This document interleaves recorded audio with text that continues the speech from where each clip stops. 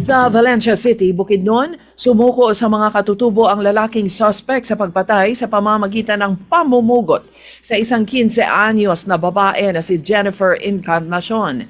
Nangyari ito noong January 10, araw ng Sabado sa Tubuhan o Sugarcane Plantation sa Barangay Dagat, Davao sa Valencia City. Nakapiit na sa police station lock-up cell ang suspect na umami naman sa naturang krimen.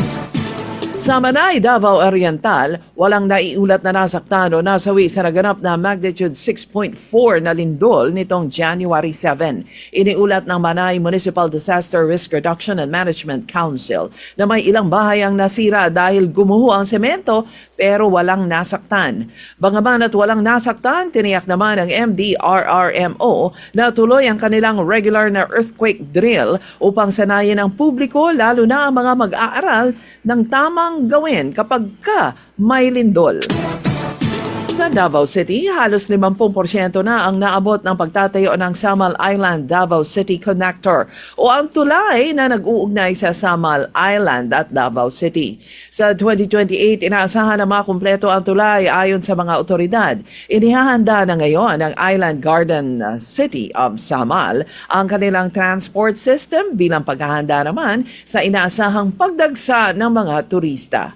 Sa ang Department of Public Works and Highways o DPWH ay nananatiling nagsasabi na ang kanilang construction works ay on schedule.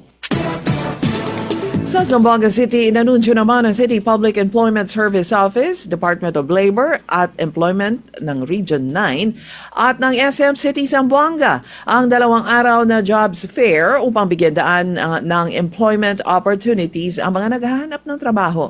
Tampok sa 2-day jobs fair ang mahigit sa 400 mga job openings para sa top 20 employees na naghahanap ng kawani para sa kanilang negosyo.